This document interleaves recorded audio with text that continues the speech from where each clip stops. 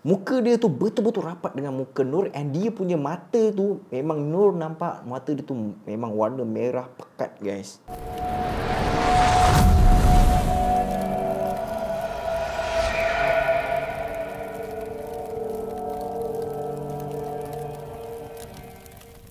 Assalamualaikum guys, welcome back to Khairul Series. Kepada yang baru sampai ke channel Khairul, jangan segan untuk menekan butang subscribe dekat sebelah kanan kalau korang minat dengan konten-konten yang Khairul buat. Kepada yang dah lama subscribe, Khairul ucapkan terima kasih banyak-banyak sebab korang masih lagi dengan Khairul Series guys. Jadi, apa khabar korang semua? Khairul harap korang berada dalam keadaan yang sihat sejahtera di samping keluarga tercinta. So, topik kita pada hari ini adalah berkenaan dengan sebuah kisah yang dikongsikan oleh salah seorang series squad. Nama dia Khairul tak boleh nak dedahkan sebab takut ianya akan memudaratkan seluruh keluarga dia guys. And dia juga tak bagi Khairul dedahkan identiti dia, tapi Khairul boleh bagi sikit je lah. Dia ni adalah salah seorang pelajar di International Islamic University Malaysia di Gombak. Dia berasal daripada Ranau. Okey, bagi korang yang tak tahu Ranau tu dekat mana, Ranau tu berada dekat Sabah guys. Ranau tu dia adalah sebuah daerah di Sabah. Okey, tu je yang Khairul boleh bagi tahu pasal pencerita ni guys. Kisah yang Khairul nak kongsikan kepada korang semua ni adalah bertujuan untuk dijadikan iktibar dan juga pengajaran supaya kita tak cenderung untuk berubat ataupun mendapatkan rawatan dengan orang yang salah. Maksud orang yang salah tu contohnya kita berubat dengan bomoh ataupun orang-orang yang ada pendamping guys. Maksud pendamping tu dia ada benda lain yang tolong dia. Kalau nak lebih spesifik, benda-benda gaib yang tolong dia guys. Khairul cakap macam ni bukannya apa guys, sebab Khairul sendiri dah ada pengalaman berubat dengan orang yang salah 2 kali guys. Okey, Khairul cerita dulu pengalaman yang Khairul alami, and then after that barulah kita akan cerita kisah daripada series squad tu guys. Okey guys, penampilan dia orang ni kan, penampilan orang yang ubatkan kita ni memang nampak macam seorang ustaz tau. And dia pun ada baca-baca dengan menggunakan bahasa Arab, tapi Khairul tak sure apa yang dia baca tu sama ada daripada Al-Quran ataupun tidak. Macam mana Khairul boleh dapat tahu yang dia menggunakan penamping? Orang yang pertama Khairul pergi berubat, apa yang Khairul nampak daripada segi penampilan dia penampilan luaran dia memang pakai kopiah. Lepas tu baju dia pakai jubah and ada serban semualah. Memang komplit lah nak cakap. Kira macam andai kata first impression bila Khairul tengok penampilan luaran dia tu, Khairul sampai cakap macam ni tau, aku yakin dengan orang ni. Itu Khairul cakap dekat dalam hati je lah, sebab kita dah tengok dia punya penampilan macam tu kan. Tapi bila mana sampai masa tengah berubat tu, mula tu dia baca something dalam bahasa Arab tau, tapi tak sure apa yang dia bacakan tu. And then tiba-tiba je dia pandang bahu sebelah kiri dia ni, and dia macam cakap sorang-sorang tau.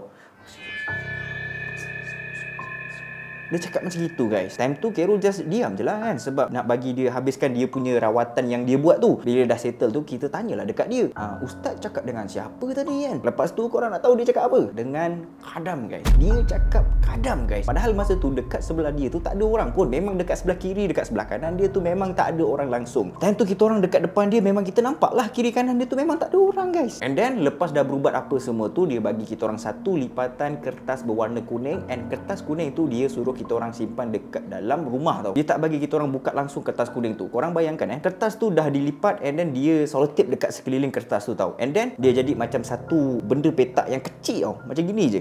Jadi bila dia bagi kita orang kertas tu, kita orang pun ambil benda tu and bawa balik ke rumah and simpan dekat dalam rumah kita orang guys. Bila dah simpan dekat dalam rumah tu guys, macam-macam pula jadi dekat dalam rumah guys. Macam mana nak cakap Okey, kejadian yang pertama berlaku dekat dalam rumah lepas kita orang simpan benda tu. Benda ni jadi time waktu siang tau. Waktu siang pada satu hari, time tu Khairul dah pergi kerja tau. Ayah pun dah pergi kerja. Tinggallah ibu Khairul seorang-seorang dekat dalam rumah time tu. Bila mana Khairul cakap Khairul pergi kerja, maksud dia dekat dalam bilik Khairul tu memang tak ada orang lah kan. So masa ibu Khairul seorang-seorang dekat dalam rumah tu, dia ada terdengar macam ada bunyi orang hentakkan kaki dekat lantai tau. Bunyi hentakkan kaki tu betul-betul dekat bilik Khairul guys. Tong tong tong tong, bunyi macam tu tau. Banyak kali. Mula-mula tu ibu Khairul ni ingatkan rumah jiran-jiran terdekat lah tengah menukul paku dekat rumah dia ke apa kan. Lepas tu ibu Khairul pun tanyalah dengan jiran-jiran terdekat kan. And benda yang mengejutkan lepas dia tanya tu kan, dia orang cakap dia orang tak ada menukul paku apa semualah, tak ada. Sebab rumah kiri, rumah belakang semua memang tak ada orang time tu. Waktu siang orang semua pergi kerja guys. And dia orang cakap dia orang semua pergi kerja, and anak-anak dia orang pun semua sekolah guys. Time tu memang dah meremang gila mak aku time tu kan. Seorang-seorang pula dekat rumah. And bila ibu fikir kan, kalau dah rumah jiran tak ada orang, maknanya bunyi hentakan kaki tu memang datang daripada rumah kita orang guys, dari bilik Khairul guys. So ibu macam tak puas hati, ibu pun pergi masuk bilik Khairul, and then dia masuk, dia tengok tak ada benda pun, memang tak ada benda pun. And bila dia tengok tak ada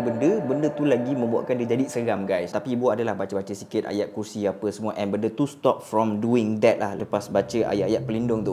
Jadi itulah benda yang first kali jadi lepas bawa kertas kuning tu ke dalam rumah kita orang guys. Sebelum ni memang tak ada pun. Perkara yang kedua berlaku pula ni, benda ni jadi dekat ibu juga, waktu siang juga, and dekat dalam bilik Khairul juga guys. Time tu macam biasa Khairul pergi ke kerja, ibu seorang-seorang dekat rumah. Time ibu tengah kemas-kemas rumah tu, dia macam ada terdengar bunyi orang tengah typing keyboard dekat dalam bilik Khairul guys. So bila ibu dengar macam itu, ibu pergilah masuk dekat dalam bilik Khairul tu. Dan bila dia tengok dekat dalam bilik tu, memang tak ada orang dekat dalam tu guys. Yalah, mana tahu kucing ke kan, sebab Khairul ada bela kucing, tapi memang tak ada. Tapi bila ibu dah keluar bilik Khairul, and then dia pun turun ke bawah, and bunyi orang typing keyboard tu ada lagi dekat dalam bilik Khairul guys. Memang seram lah mak aku kan. Tapi bunyi tu dia akan hilang apabila ibu Khairul dia baca ayat-ayat kursi ataupun ayat-ayat berlindung daripada Al-Quran. Gangguan yang kita orang hadapi ni bukan setakat bunyi orang hentak kaki, bunyi orang type keyboard je tau. Tak lama lepas tu ada pula bunyi orang naik turun tangga guys. Yang ini time ini kita orang semua ada dekat rumah tau. Adik-adik Khairul semua ada, ibu ayah semua ada dekat dalam rumah. Memang orang cakap tu ramai-ramai dengar lah. Dia punya bunyi tu bukan macam turun naik dengan cara berjalan tau, tapi bunyi dia tu macam bunyi orang tengah berlari naik turun tangga. Kejap naik, kejap turun, tapi dengan cara berlari guys. So bila macam itu, orang kata tu gangguan demi gangguan yang kita orang hadapi tu, apa lagi kita orang pun terus cari option lain guys. Cuba cari rawatan lain lah. Alhamdulillah ada seorang ustaz ni dia membantu kita orang. Dia cakap gangguan yang kita kena tu disebabkan kertas kuning tu guys, yang kita orang dapat daripada orang yang first kali kita pergi jumpa tu. Sebabnya dekat kertas kuning tu ada benda yang duduk dekat dalam tu.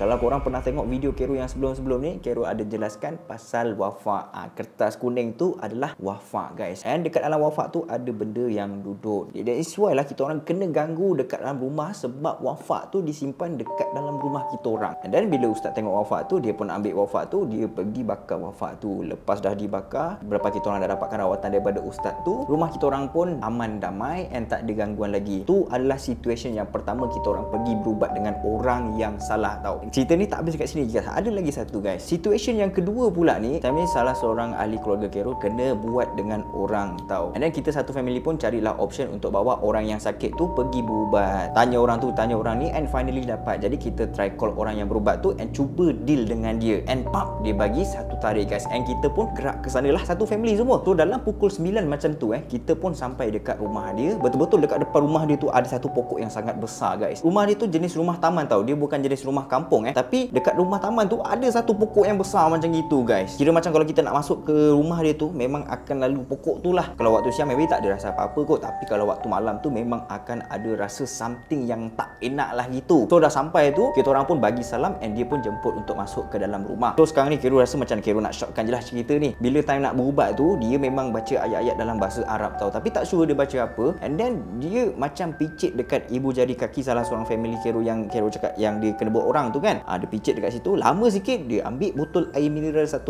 liter yang besar punya tu kan, air mineral botol besar tu. Lepas tu dia ambil, benda tu ada dekat sebelah dia. Dia ambil dekat sebelah dia, dia buka penutup botol tu, and then dia, daripada ibu jari kaki tu dia masukkan ke dalam botol tu.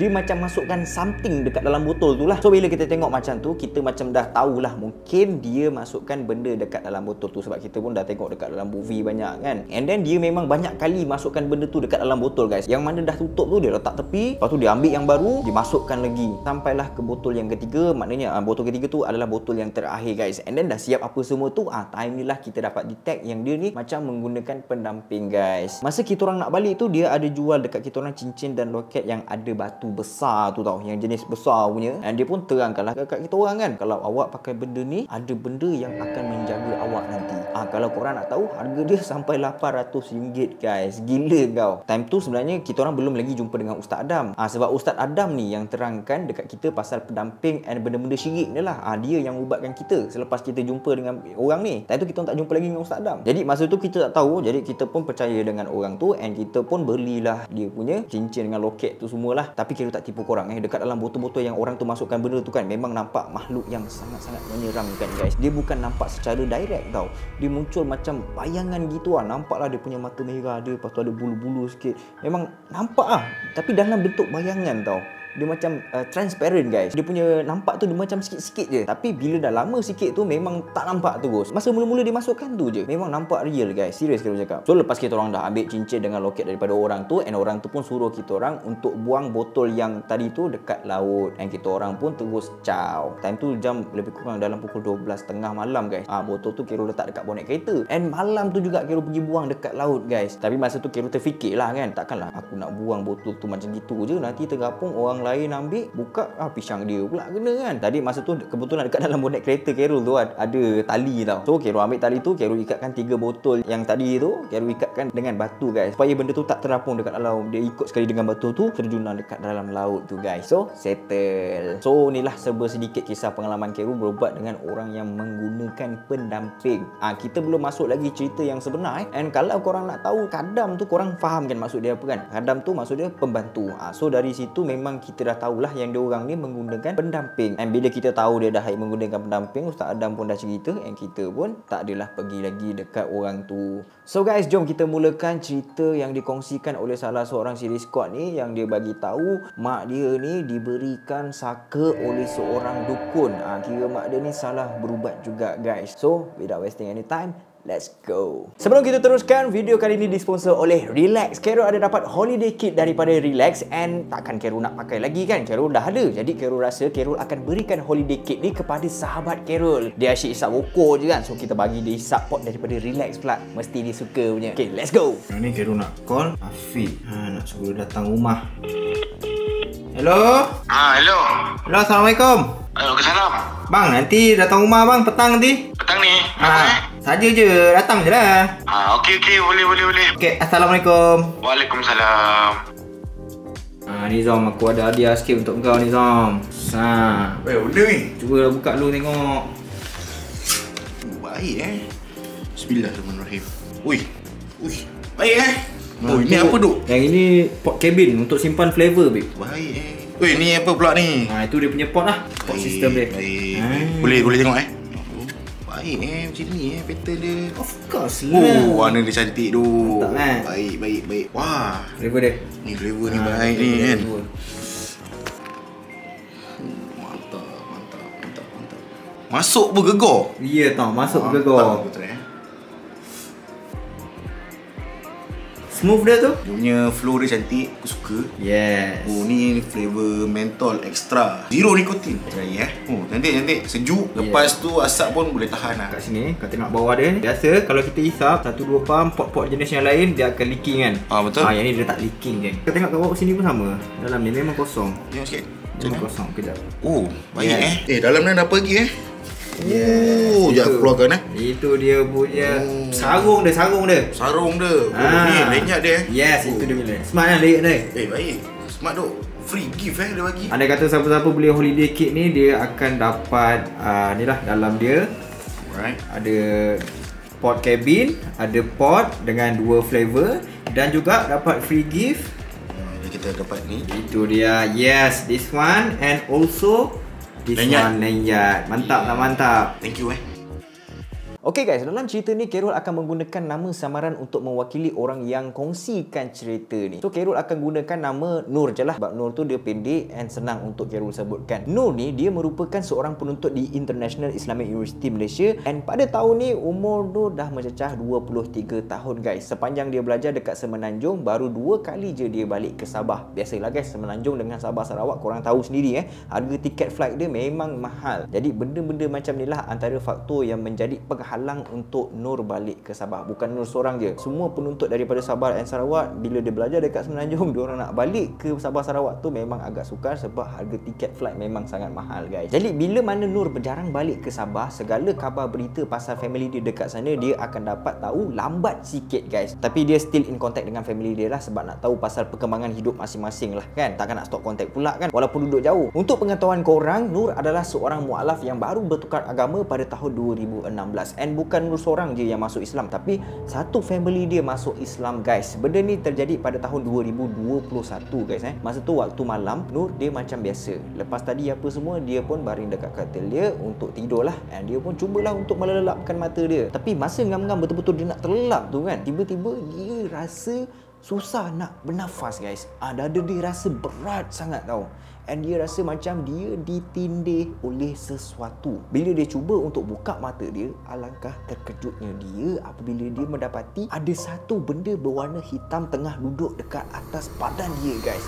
Korang bayangkan tengah baring ni ada benda hitam dekat depan korang. Dia tengah muka dia menghadap ke muka korang guys. Korang boleh imagine tak? Muka dia tu betul-betul rapat dengan muka Nur. And dia punya mata tu, memang Nur nampak mata dia tu memang warna merah pekat guys. Jadi Nur pun dia cuba untuk memberanikan diri dia untuk bangun, tapi tak boleh. Sangat-sangat berat guys. Apa yang terlintas dekat kepala Nur masa tu, baca ayat-ayat suci Al-Quran je lah. And then Alhamdulillah selepas dia baca ayat-ayat suci Al-Quran tu, dia dapat bangun semula guys. Bila dia tengok dekat jam handphone dia tu, dah ambil handphone dia tengok, okey, waktu dah menunjukkan pukul 3 pagi guys. Itu adalah kejadian yang pertama sekali seumur hidup dia guys. Dia tak pernah tidur kena hempap dengan benda hitam sebelum ni guys. Dia tak pernah kena gangguan mistik sebelum ni. And disebabkan kejadian tu, dia sangat-sangat trauma. And dia tak boleh tidur sampai ke esok pagi dia guys. Daripada pukul 3 pagi tu sampai esok pagi dia nak pergi kelas, dia tak tidur. So maknanya pagi dia tu memang barai gila lah sebab tak tidur kan. And benda ni tak terhenti dekat situ je guys. Beberapa hari kemudiannya, Nur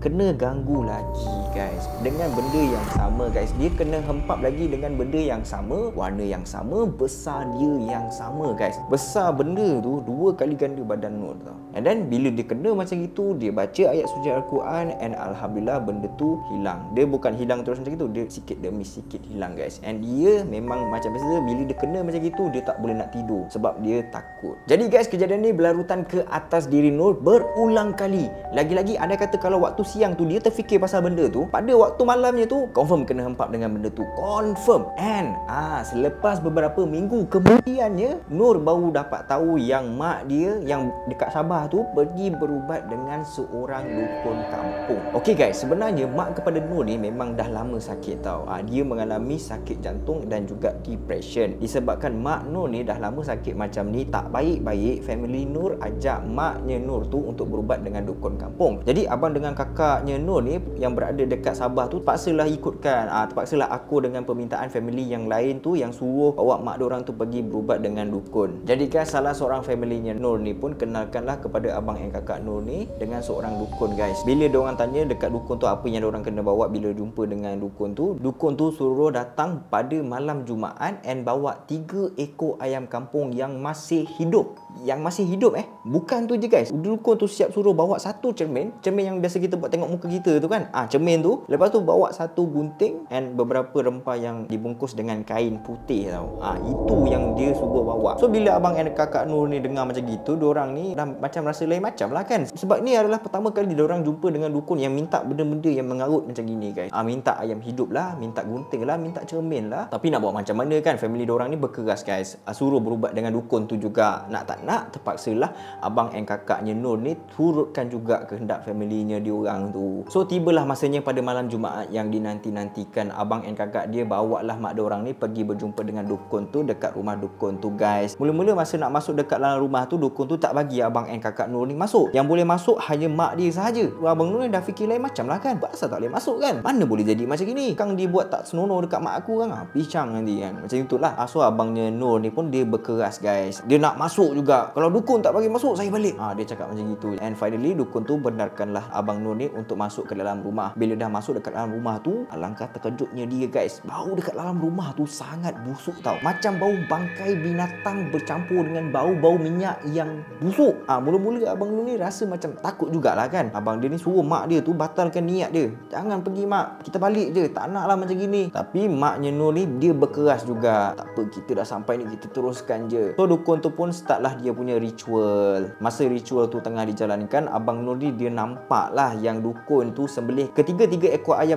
yang masih hidup tu, and darah-darah ayam yang terpancut keluar tu dia letakkan dekat dalam satu balang guys. Bila dah penuh dekat dalam balang tu dengan darah, dukun tu dia macam letak something macam sprinkle macam itu dekat dalam balang tu, and then after that dia suruh mak dia orang ni untuk minum darah ayam tu.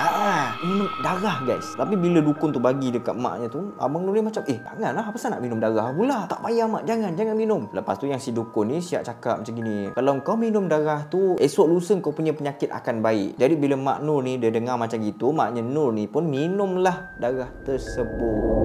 Okay, dah settle apa semua, diorang pun balik. And then selepas 3 hari berjumpa dengan dukun tu, tingkah laku mak Nur ni dah jadi lain guys. Bila sampai waktu malam je, mak Nur akan bercakap seorang-seorang. Dia macam cakap dengan orang, tapi tak ada orang pun dengan dia masa tu. Kadang-kadang tu mak dia menyanyi, kadang-kadang mak dia ni ketawa, kadang-kadang mak dia ni menangis. Bila adik-beradik Nur yang lain tengok mak dia macam gitu kan, orang ni dah macam belik lah, patutnya makin baik mak aku, tapi kenapa makin teruk And sejak daripada itulah Nur kena ganggu guys. Yang masa dia kena hempap tu, sejak daripada mak dia jumpa dengan dukun tu lah, Nur ni kena kacau. Bukan Nur seorang dia kena kacau adik-beradik yang lain pun terkena tempias dia guys. Diorang pun kena kacau juga. Situation dia sama macam Nur, kena hempap, dengar suara. Kadang-kadang bila Nur nak tidur tu, dia terdengar suara mak dia tengah panggil dia tau. Nur.